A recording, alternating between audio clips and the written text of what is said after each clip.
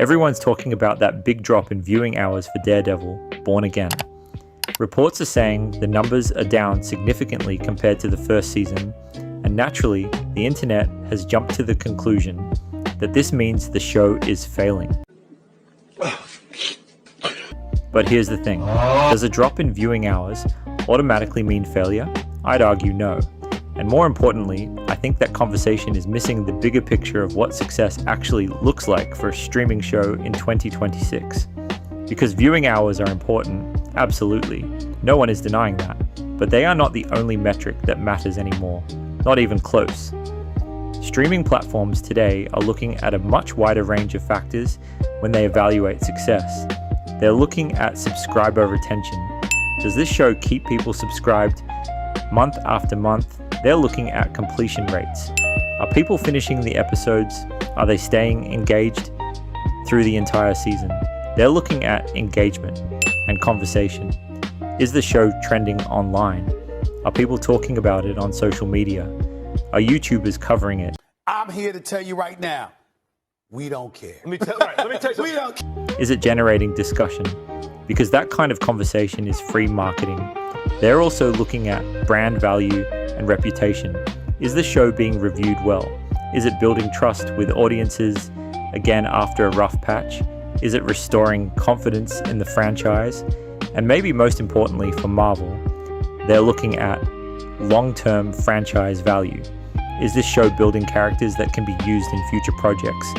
Is it expanding the universe? Is it strengthening a corner of the MCU that can support multiple stories? That's where Daredevil Born Again is quietly succeeding. Because this show isn't just telling a story, it's rebuilding the street level side of the Marvel universe. We're seeing the return of characters like the Punisher. We're seeing the Defender's Corner being re-established. We've now seen Jessica Jones return. That's not just fan service, that's infrastructure. That's Marvel, laying the foundation for future shows, future crossovers, and future films. So if you're only counting viewing hours, you might be missing what this show is actually doing for the MCU long term. But to be fair, there is a legitimate counter-argument here, and I think we should acknowledge it. One factor that may be working against the show is the pivot that happened during development. Originally, Born Again was positioned as more of a fresh start, a soft reboot, something that new viewers could jump into without needing homework. But midway through production, Marvel made the decision to pivot and fully embrace the Netflix continuity. Now, for longtime fans like me, that was the right move. It made the show feel authentic. It respected the history. It brought back the tone and characters that people loved. But here's the reality. That decision may have made the show less accessible to newer MCU viewers. If you're someone who only knows Daredevil from a brief appearance in Spider-Man, No Way Home, or maybe a cameo in She-Hulk, jumping into a continuation of a 3-season Netflix series might feel overwhelming. It can feel like homework. And for casual viewers, that's a barrier. On top of that, Daredevil, despite being beloved, is still a relatively niche character in the broader MCU landscape.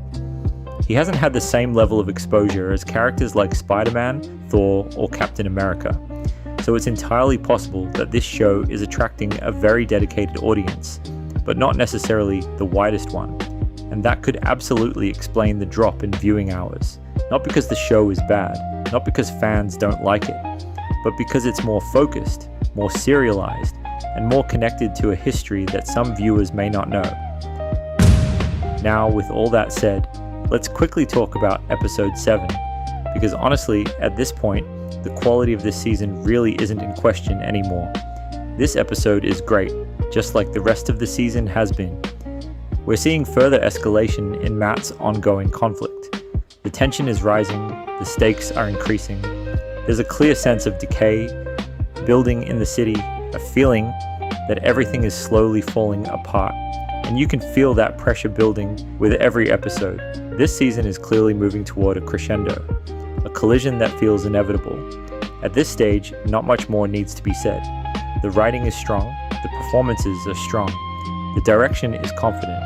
This is some of the best television Marvel has produced in any format, and if you've been hesitant to watch, maybe because of the previous season or because you weren't familiar with the Netflix show, my recommendation is simple: give it a chance. Because this season isn't just good, it's part of the creative upswing we've started to see again in the MCU, one that really began with Thunderbolts, and if Marvel keeps building on this momentum, the future of the street-level universe looks very, very strong.